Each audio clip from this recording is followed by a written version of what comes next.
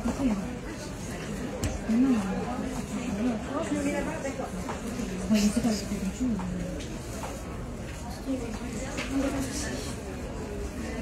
Je sors mes notes quand même si ça commence à se connaître un petit peu. Alors, est-ce qu'on entend jusqu'au fond? A priori, oui. Mon tonton. Moi. Je vais parler fort. C'est toi qu'on doit entendre surtout. Est-ce mieux? Bof, je vois des mots dubitatifs. Est-ce pire? Mieux? Moins bien? Ça passe. Bon. Très bien. Vous me faites des grands gestes paniqués si d'un seul coup vous ne m'entendez plus. Très bien. J'ai l'impression d'être en cours avec mes étudiants. Promis, il n'y a pas d'interro à la fin. Attends, ça t'es pas sûr. Hein. C'est pas sûr, autant pour moi. Partez avant la fin. Donc. Merci beaucoup, mesdames et messieurs, pour votre présence lors de cette journée et ce beau festival. Je suis absolument ravie aujourd'hui de vous retrouver pour présenter Aurélie Passy qui va pouvoir vous parler d'un sujet magnifique. Mais d'abord, je vous présente l'intervenante quand même. Aurélie Passy qui est donc agrégée d'histoire et docteur en histoire ancienne parce qu'elle a récemment soutenu sa thèse à l'université Paris 1 Panthéon-Sorbonne. On peut l'applaudir. Sa thèse porte sur l'histoire de la Mésopotamie ancienne, et après quelques années d'enseignement de l'histoire ancienne en tant que chargée de télé à l'université, elle exerce aujourd'hui en tant qu'enseignante dans le secondaire en histoire et géographie.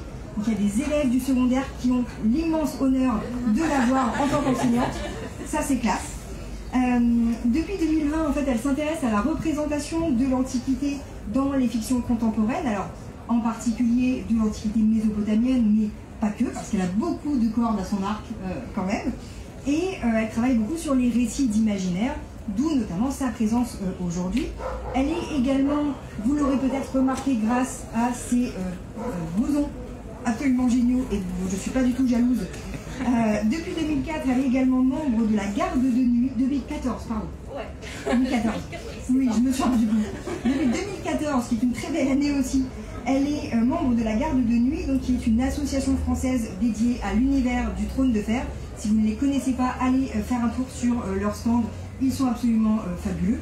Et pour aujourd'hui, Aurélie Passy va donc nous parler de son sujet, de Rome aux Targaryens, quand House of the Dragon s'inspire de l'Antiquité. Eh ben, merci pour cette présentation. Effectivement, alors je ne sais pas ce qui vous a intrigué le plus dans ce titre, en fait, si c'était Rome, si c'était les Targaryens ou si c'est House of the Dragon. Et je vais commencer par dire que je vais parler de la saison 1 essentiellement de House of the Dragon. J'espère que vous l'avez vu un peu. Il y aura des éléments de spoil de la saison 1. Alors promis, je ne parle pas de la saison 2, quasiment pas. Hein. De toute façon, l'Antiquité dans la saison 2, il y en a un petit peu moins. Et donc on va essentiellement se concentrer là-dessus. Le sujet peut paraître étonnant parce que c'est vrai que Game of Thrones, quand on parle de l'univers de Game of Thrones, on pense surtout au Moyen-Âge, ou à la période médiévale. Alors, un Moyen-Âge fantasmé, vous avez probablement pu entendre d'autres chercheurs parler du Moyen-Âge de Game of Thrones, de cette façon dont il était représenté, que ce soit ici d'ailleurs, certains des intervenants ou ailleurs. Et de fait, on a un système qui est féodal, de type féodal, avec des seigneurs, des rois, des châteaux, etc., etc. Et pourtant, l'Antiquité, elle n'est pas absente de Game of Thrones. On a quelques marqueurs d'Antiquité, y compris à Westeros. Vous aurez reconnu le Vivien, donc qui se situe tout au sud de Westeros et dont l'inspiration est ici le phare d'Alexandrie, de façon assez peu cachée. Et le fameux mur qu'on voit dès la première saison, qui est inspiré directement du mur d'Adrien. Je pense que vous avez très probablement déjà entendu cette histoire. George Martin aime beaucoup la raconter, c'est souvent un des parallèles qui est mis en avant. Et c'est surtout à Essos, donc sur le continent de l'Est de ce monde, de cet univers, qu'on retrouve le plus de références à l'Antiquité. Alors j'ai mis qu'une seule image, j'aurais pu en mettre beaucoup plus, mais vous avez ici les pyramides de Mérine, donc cette cité que Daenerys arrive à conquérir, où là l'Antiquité est visible. Alors c'est pas une Antiquité pure dans le sens où c'est pas une pyramide, c'est inspiré d'un architecte qui au XXe siècle en fait a réimaginé des pyramides, mais en tout cas l'idée vraiment est ici.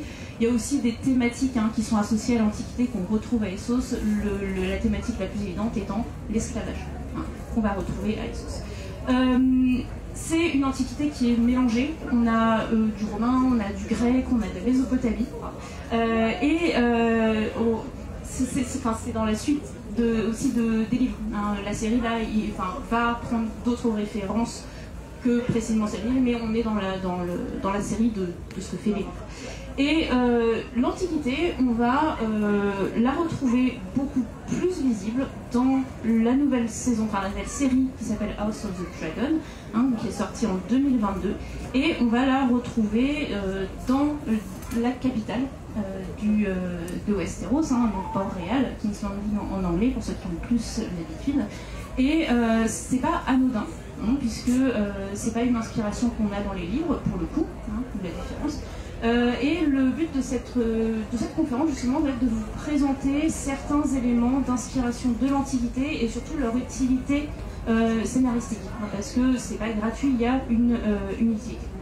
Et le premier rôle de cette Antiquité, ça va être de faire advenir un monde qui se passe avant Game of Thrones.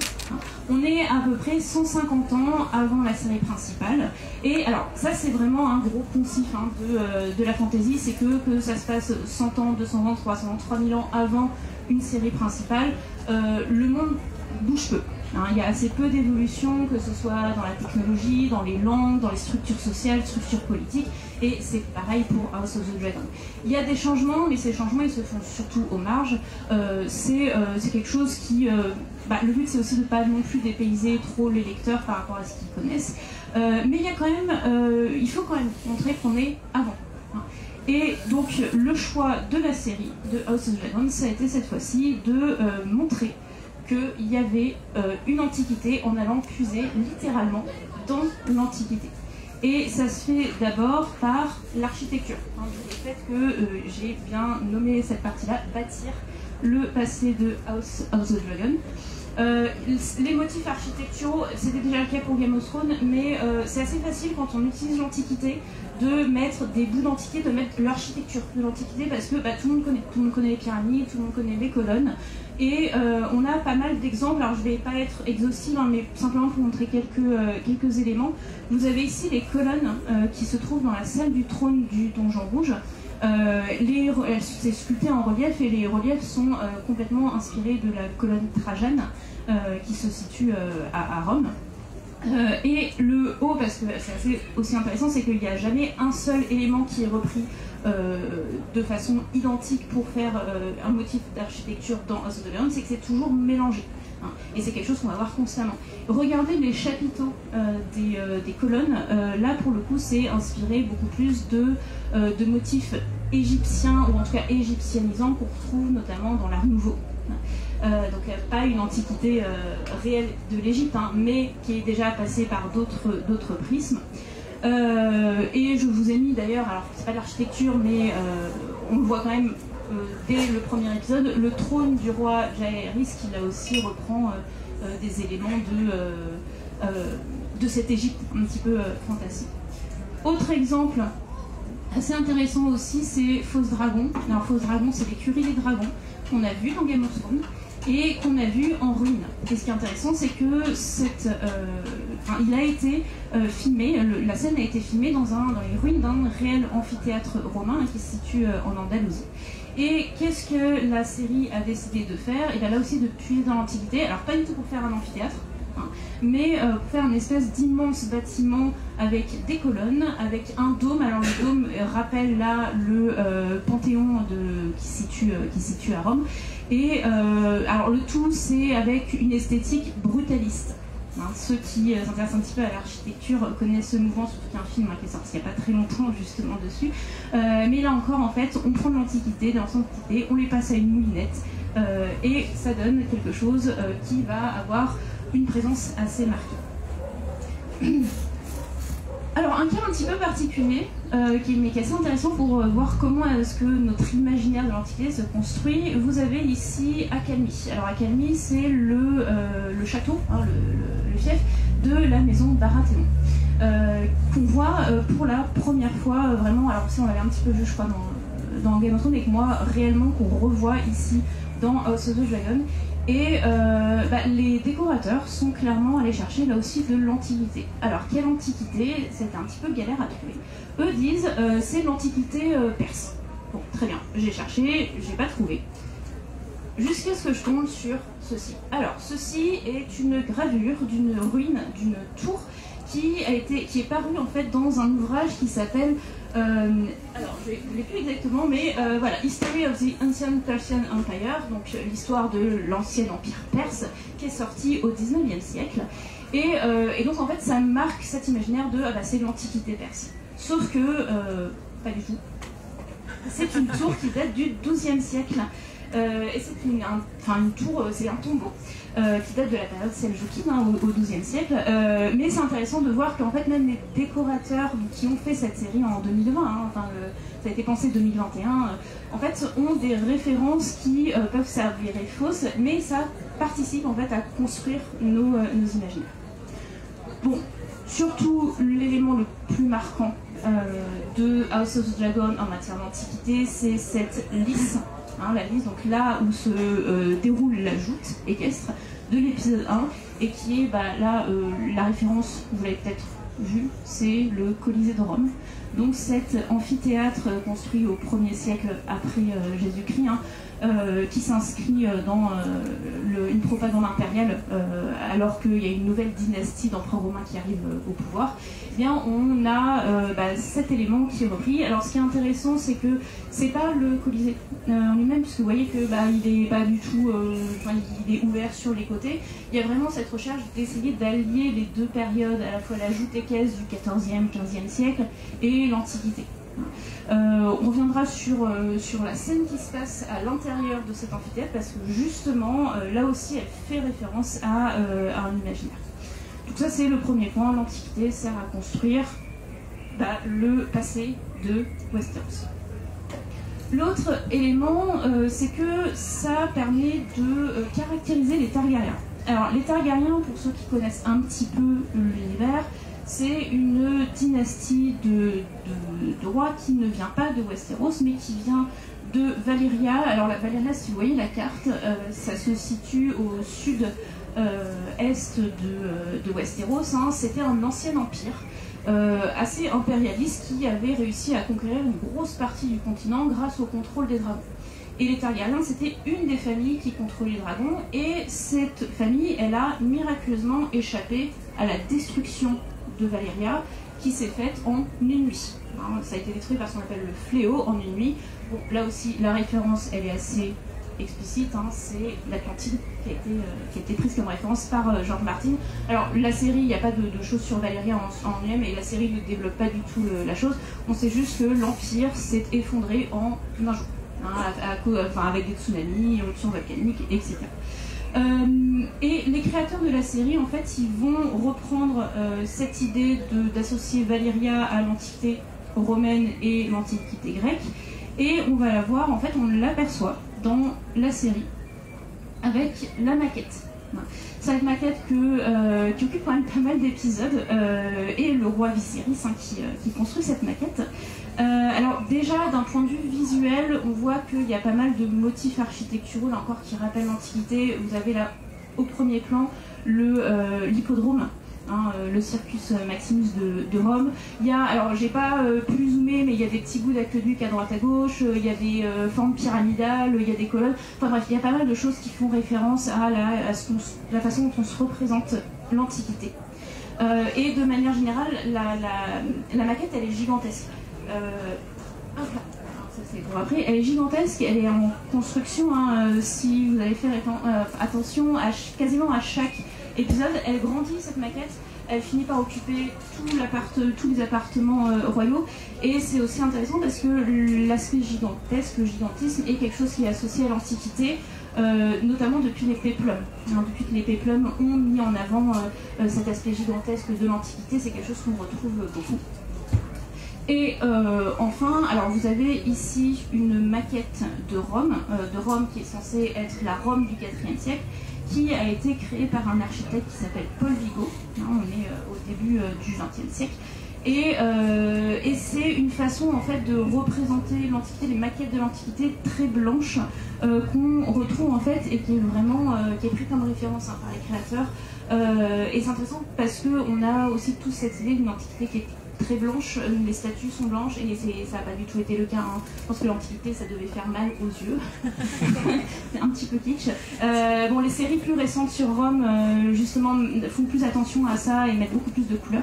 Mais en tout cas, voilà, on a cette référence-là. À noter que Rome n'est pas la seule référence à avoir été prise par les créateurs. En termes de costumes, il y a aussi une recherche pour essayer de rendre les Targaryens un peu plus orientaux. Et alors là, vous aurez reconnu, c'est le costume de mariage entre Rhaenyra et Daemon. Donc c'est selon une coutume valérienne, le mariage se fait selon cette coutume-là. Et la chef décoratrice, qui s'appelle Jani Tenim, dit elle avoir puisé ses inspirations donc dans les kimonos, alors non pas du Japon, mais de la dynastie Wu, qui est une dynastie chinoise du IIIe siècle après Jésus-Christ. Donc là encore une autre antiquité, mais cette fois-ci beaucoup plus orientale. Et ça aussi c'est un autre élément que je vais montrer, c'est que c'est jamais une seule antiquité qui est prise comme référence, il y a toujours un grand mélange en fantaisie. Game of Thrones ou House of Dragon n'est clairement pas la seule.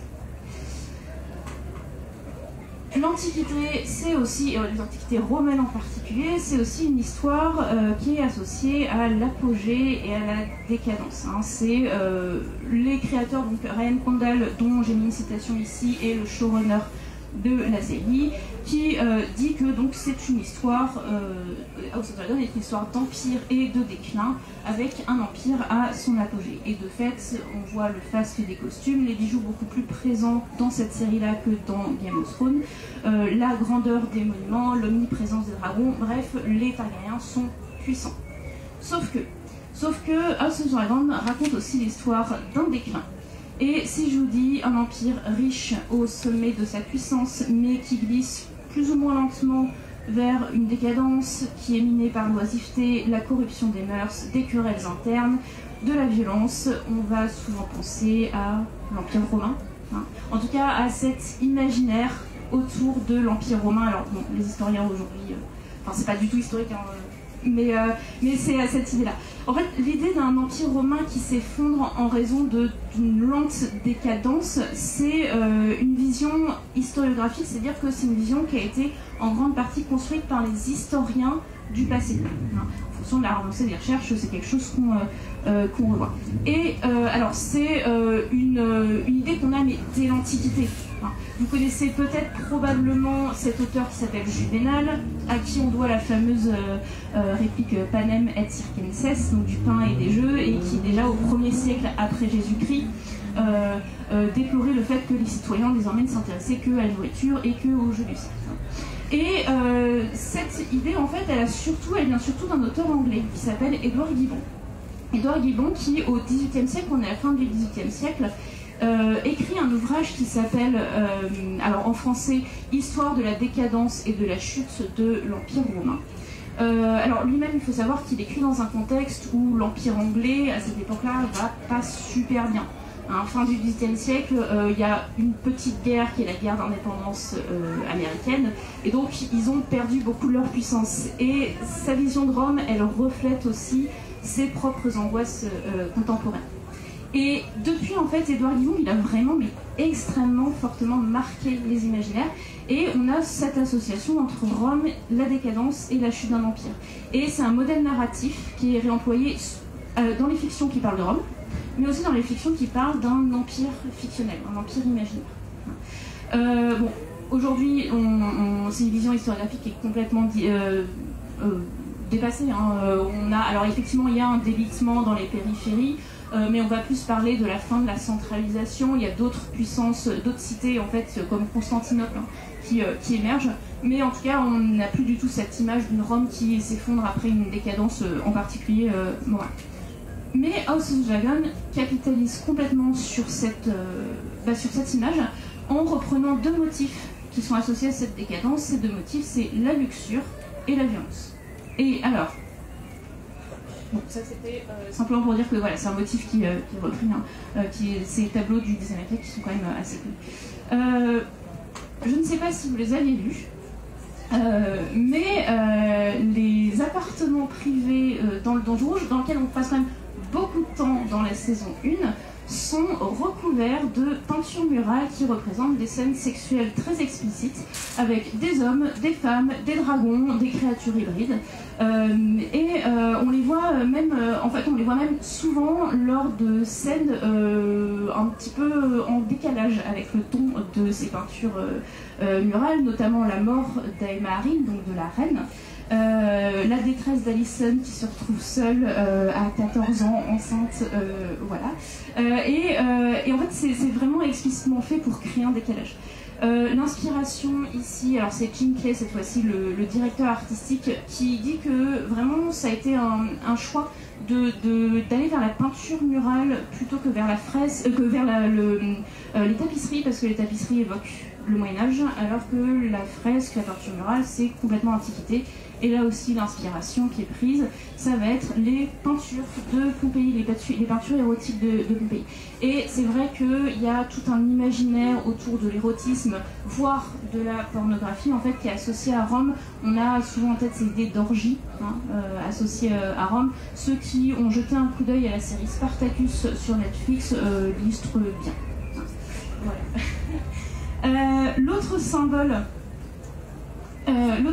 donc, c'est la violence, et là je vais revenir sur cet épisode 1 et sur la scène de tournoi de cet épisode 1, où on voit, alors ça commence par une joute, tout à fait classique, et ça se finit en boucherie abominable, où c'est à qui éclatera la tête de son prochain.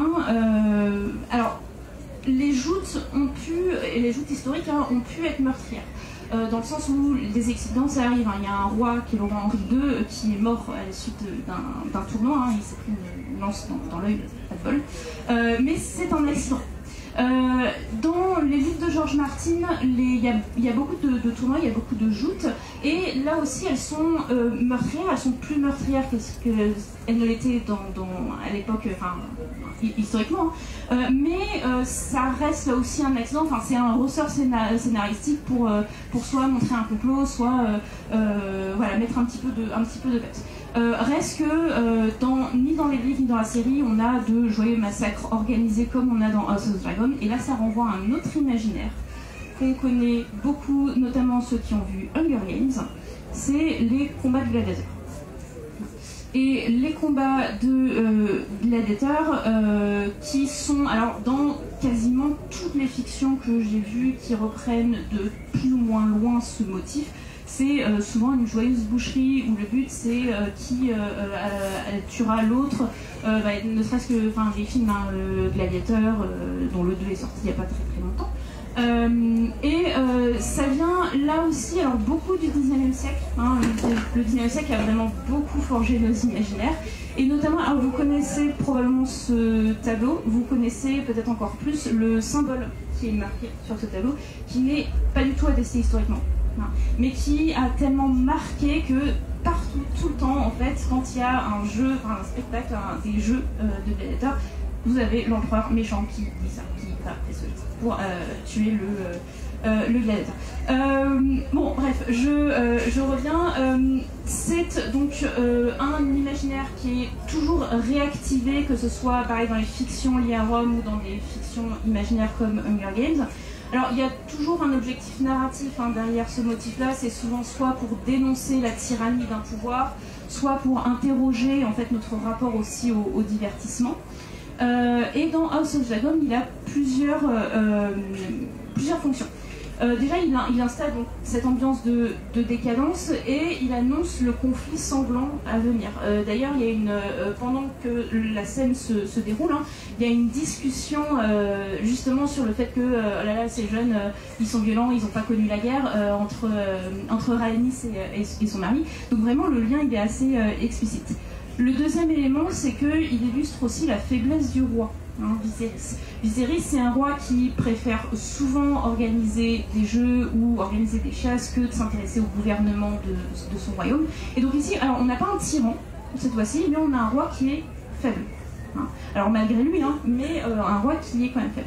Le troisième élément, c'est que si vous vous rappelez, eh bien, la scène... voilà.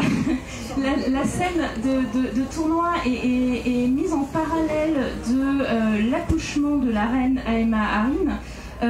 Alors accouchement est un mot un petit peu léger étant donné qu'elle est complètement découpée à vif sur place et qu'elle en meurt. Et donc elle est complètement torturée et sacrifiée, et donc en fait le choix de monter ces deux scènes en parallèle et d'accentuer l'aspect ultra violent et sanglant de la joute qui se transforme en massacre, c'est en fait plus pour illustrer la mort absolument atroce de Aemma Arryn et servir le propos de la série qui évoque notamment tous les aspects d'une femme qui est dépossédée de ses choix. Donc voilà pour ces éléments. Dernier petit élément qu'on va voir justement sur la reprise de l'Antiquité, House of the Dragon, pour cette première saison, reprend un imaginaire tragique assez important. Alors, chez les Anglais, mais même chez nous, quand on pense tragédie, on pense à Shakespeare, et effectivement, c'est la référence principale. Reste qu'il y a quand même des motifs de la tragédie antique, la tragédie grecque en particulier, qu'on voit surgir à plusieurs reprises. Et la série, la saison 1, elle repose sur une double tragédie. La première, c'est annoncé dès la première scène, donc je ne vais pas beaucoup spoiler, c'est que la dynastie Targaryen, on le sait tous, elle va chuter à un moment donné. Puisque on a tous plus ou moins vu Game of Thrones, et c'est pas les Targaryens qui sont au pouvoir au début de la série. Donc il y a déjà ce point-là, donc en fait comment est-ce que cette dynastie a sombré? C'est le premier point.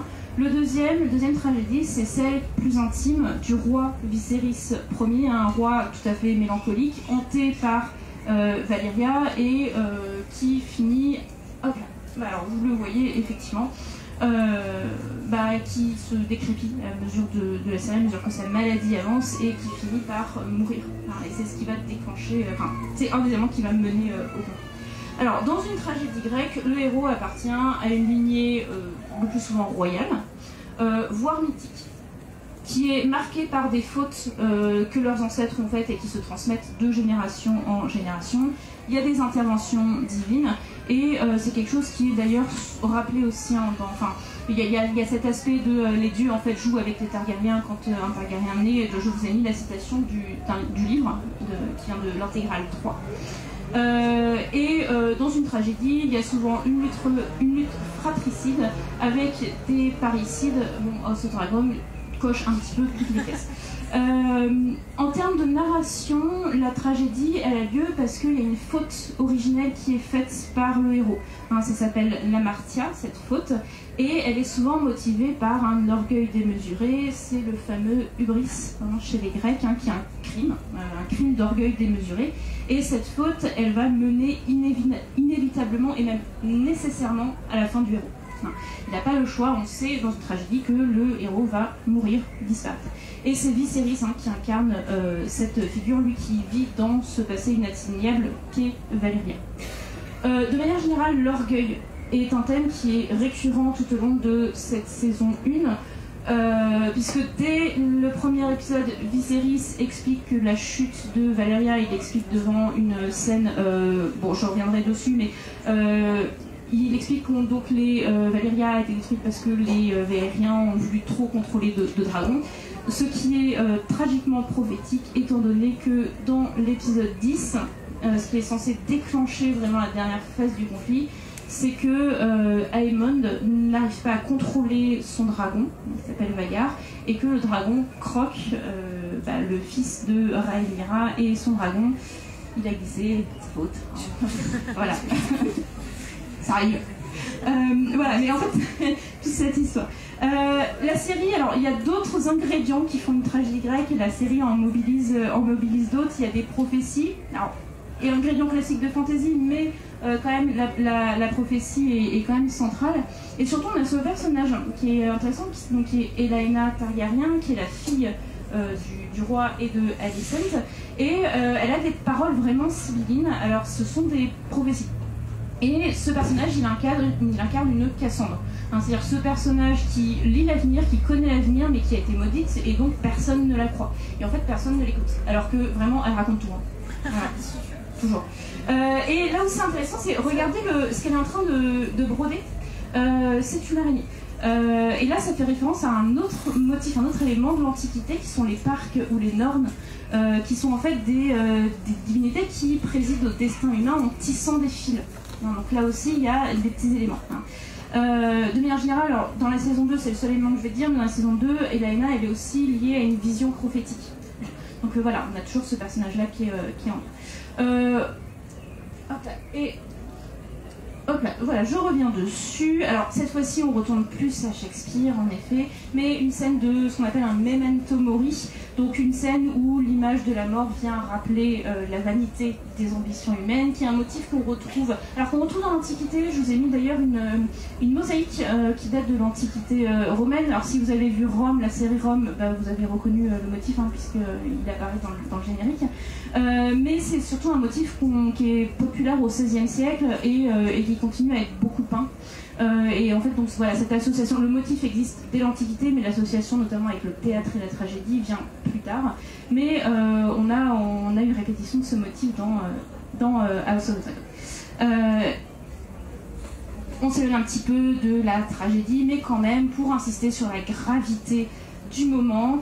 Il y a plusieurs repas dans House of the Dragon, notamment deux importants. Ce premier qui est le repas de mariage à l'épisode 5 entre Rhaenyra et Laenor Velaryon, et le dernier repas qui tente de réunir les factions ennemies autour de la table dans l'épisode 8.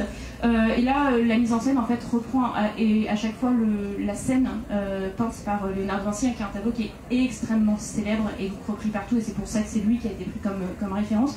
Je vous laisse choisir qui est le traître là-dedans.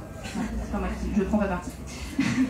Donc, en conclusion, House of Dragon reprend de façon assez importante plein de motifs de diverses antiquités, des motifs qui sont parsés à la moulinette et au prisme d'autres périodes. Et le but, c'est pas du tout d'innover dans leur traitement, mais c'est au contraire de capitaliser sur l'image que possèdent déjà ces motifs-là.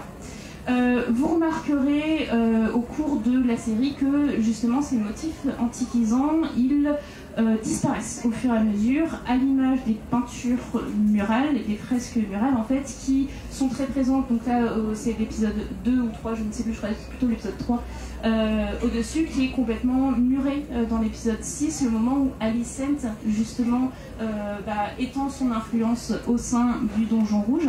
Et en fait, ça envoie une autre image, c'est que Alicent, elle incarne la femme pieuse. Et là, on va plus avoir l'association entre la religion, là en particulier catholique, et cette image du puritanisme qui va en fait murer tous les aspects ici sexuels. Il y a assez peu de motifs d'antiquité dans la saison 2. Éventuellement, il y en a quelques-uns, mais je n'ai pas forcément avoir le temps de tous les voir. À voir ce que ça donnera pour la saison 3. Peut-être avec une attention portée au statut. Donc on est sur la salle du trône, parce que quand on parle de la chute d'un empire, on aime bien détruire des statues. Et on sait que dans la salle du trône de Game of Thrones, il n'y a plus ces statues-là. Donc peut-être que ces statues disparaîtront, on ne sait pas comment, et on verra. Et je vous remercie pour votre attention.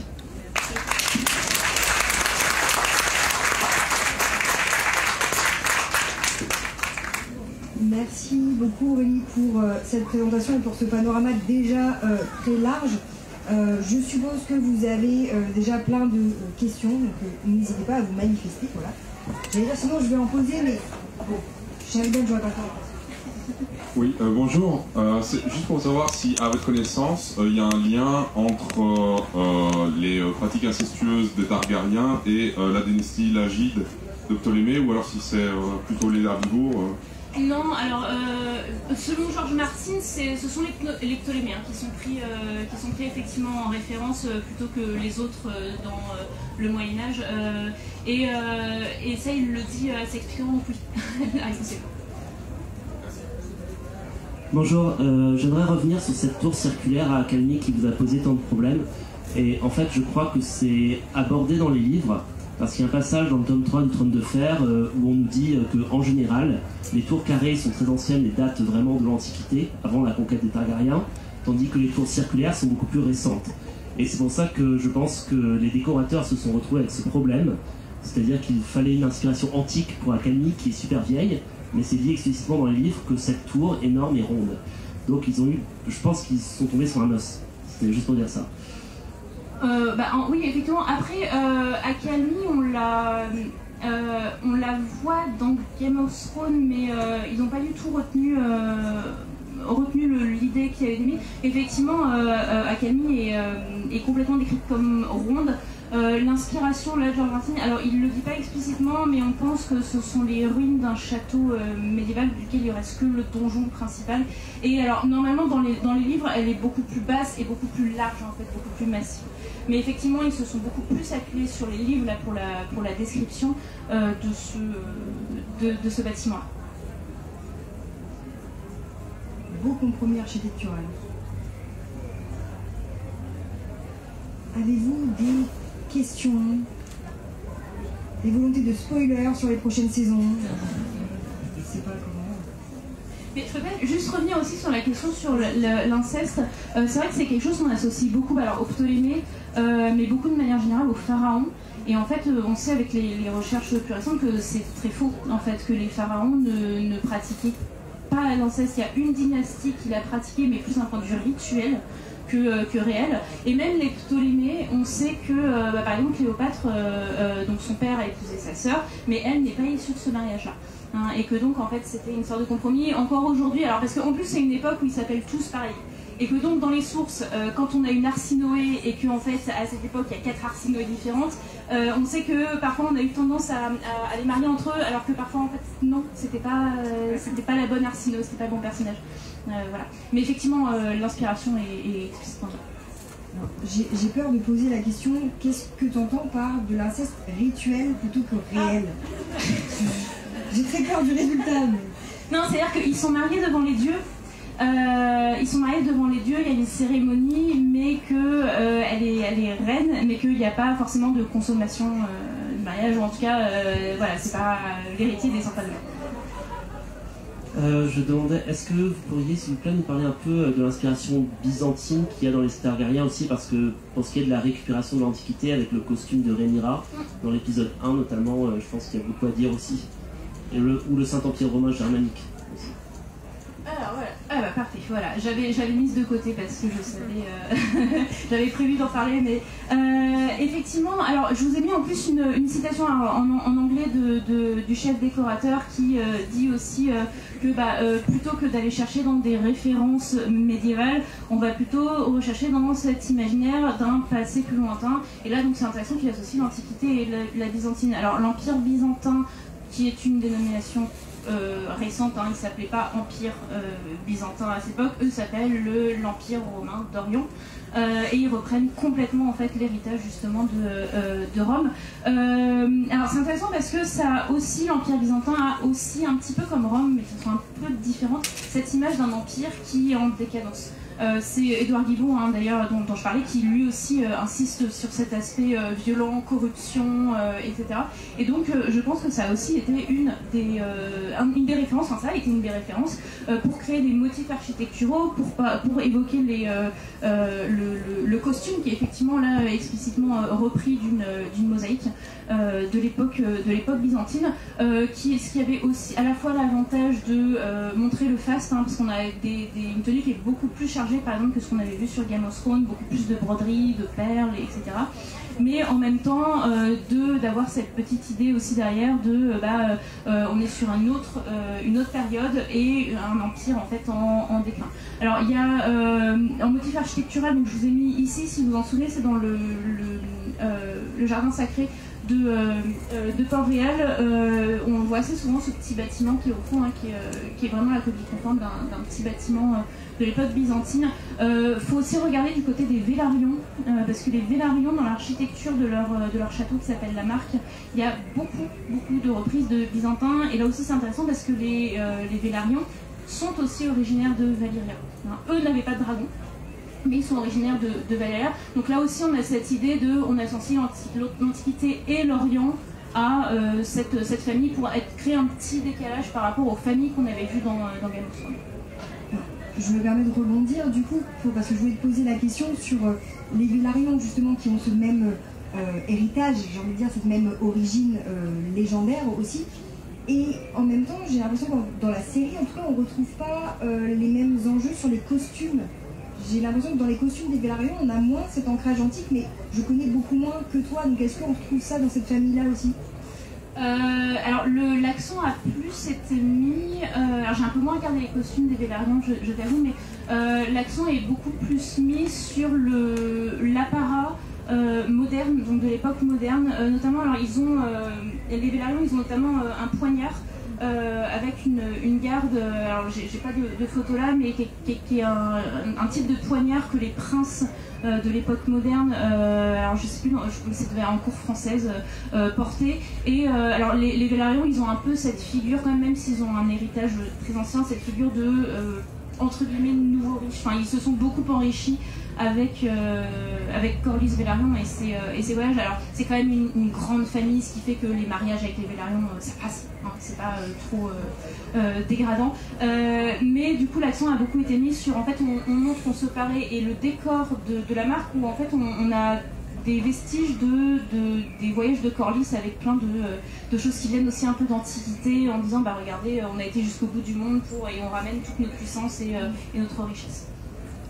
Une esthétique aussi qui va rappeler ce côté maîtrise des mers et les voyages des pirates peut-être aussi. Complètement. Avec je crois qu'il y a un coquillage géant. Bah, le trône c'est un trône de bois flotté.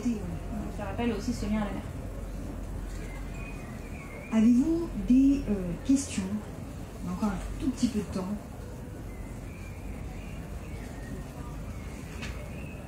Qui attend avec impatience la prochaine saison de House of the Dragon?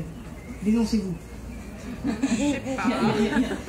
y en a quand même. Des petites mains, mais des petites mains timides. Non, mais ouais, c'est... Ok. Qui attend avec impatience le prochain tome du Trône de Verre écrit par George Martin? C'est beaucoup plus franc. Voilà. Ils sont là. Faut pas rêver, comment ça? Bon. C'est ça, gardons l'espoir. Après, non, House of the Dragon, alors toujours dans la saison 1, vous regardez aussi, il y a pas mal de motifs médiévaux, en fait, notamment dans la chasse, c'est l'épisode 3, où il y a la chasse à un cerf blanc. Alors là, on est complètement dans du médiéval, avec un mélange. On est même sur la légende arthurienne, en fait. Voilà. Légende arthurienne qu'on retrouve aussi, alors je vais repasser là, avec eux deux. Voilà. Qui rappelle là aussi, et je vais rebondir sur mes pattes, sur des tragédies antiques, notamment entre Éthéocle et Polynice, hein, deux frères qui s'entretuent joyeusement. Voilà. Oui, les repas de famille dans Game of Thrones et House of Dragon, c'est compliqué quand même. Et tu disais que tu ne prenais pas parti sur le placement à table de savoir qui était le traître, mais je sais pas si tu peux remettre le visuel de la scène. Ouais. Voilà. Toi, tu ne prends peut-être pas parti. La série prend parti. La mise en scène, mais prend clairement parti sur ça, parce qu'on sait où est le traître dans le tableau de Vinci.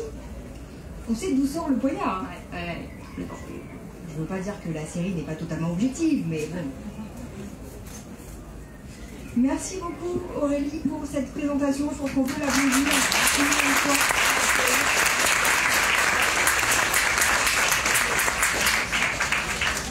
Merci beaucoup, ne partez pas trop loin puisque on enchaînera à 17h avec la table ronde, la figure du soldat estropié entre réalité et fiction. Un peu moins de Targaryen, mais beaucoup de choses à dire aussi. Merci beaucoup.